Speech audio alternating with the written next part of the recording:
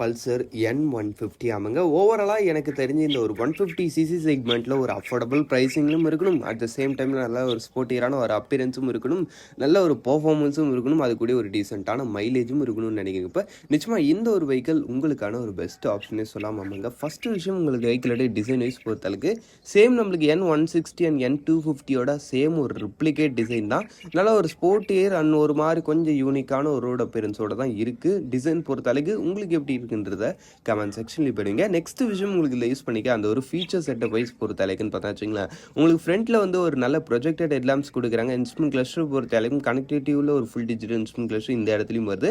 ஃபீச்சரில் இவரும் ஒரு ஓகேவான ஒரு ரேஞ்சில் இருக்காங்க. அதுக்கு அடுத்து இன்ஜின் ஒரு 149.68cc சிங்கிள் சிலிண்டர் 4 ஸ்ட்ரோக் 2 வால்க்கான ஒரு air cooled engine with 5 speed gear box and wet multiplates clutch. ஆமாங்க, இதனோட அந்த ஒரு பவர் ஃபிகர் வைஸ் பொறுத்த அளவுக்கு 14.3 bhp பவர்ஸும் 13.5 நியூட்டன் மீட்டர்ஸ் ஆஃப் டார்க்கும் வித் டாப் ஸ்பீட் பொறுத்த அளவுக்கு 115 km/h வரைக்கும் ரீச் பண்ண முடியுற மாதிரி சொல்கிறாங்க. அதுக்கு அடுத்த விஷயம் உங்களுக்கு வெஹிக்கிளோடைய மைலேஜ் பொறுத்த அளவுக்கு பர் லிட்டருக்கு 48 kmpl வரைக்கும் தருன்ற மாதிரி சொல்கிறாங்க. நீங்கள் ஒரு டீசெண்டான ரைடிங் ஸ்டைல் மெயின்டைன் பண்ணீங்கன்னா 45 to 50 kmpl கிட்டன்ற மாதிரி ஒரு டீசெண்டான நல்ல ஒரு மைலேஜ் நீங்கள் இந்த வெஹிக்கிள் கிட்ட இருந்து எதிர்பார்க்கலாம்.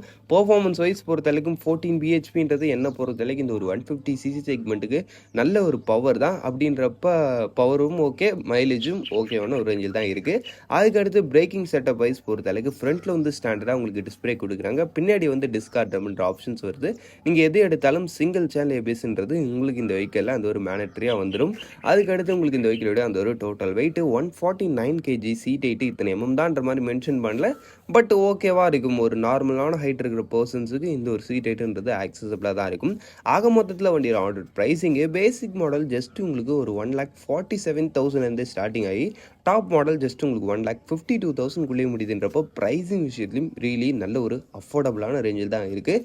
இந்த வெஹிக்கிளோடைய அட்வான்டேஜஸ்ன்னு பார்க்கும்போது நல்ல ஒரு டிசைன் நல்ல ஒரு மாதிரி கொஞ்சம் ஸ்டைலியாக இருக்குது. அந்த ஒரு விஷயம் மேபி உங்களுக்கு பிடிக்கலாம். ரெண்டாவது விஷயம் பொறுத்தளவுக்கு இந்த ஒரு 150cc ஏர் கூல்டு செக்மெண்ட்டில் இதோடைய பவர்ன்றது நல்ல ஒரு பெட்டரான ரேஞ்சில் இருக்குது. அதுக்கடுத்து மூணாவது விஷயம் என்னென்னு பார்த்தோன்னா ப்ரைஸிங் இந்த ஒரு செக்மெண்ட்டுக்கு நல்ல ஒரு அஃபோர்டபுளான ரேஞ்சில் இருக்குது. ஆமாங்க, இந்த வெஹிக்கிளோட மைனஸஸ்ன்னு பார்க்கும்போது ஒரு சில ரேஞ்சில் கொஞ்சம் வைப்ரேஷன் ஃபீல் ஆகுது. அந்த ஒரு விஷயத்தையும் ஒத்துக்கிட்டு ஆகணும். அதுக்கடுத்து பில்ட் குவாலிட்டி மாதிரி விஷயங்களில் ஒரு சில இடத்துல கொஞ்சம் காம்ப்ரமைஷனும் இருக்குது இந்த ஒரு வெஹிக்கிள் பொறுத்த அளவுக்கும். மற்றபடி இந்த வெஹிக்கிள் இந்த ஒரு செக்மெண்ட்டில் ஓகேவான ஒரு வெஹிக்கிளை எடுத்துக்கலாம். சரி, ஓகே, அவ்வளோதான் ஃப்ரெண்ட்ஸ். இந்த டைம் ஃபார் வாட்சிங்.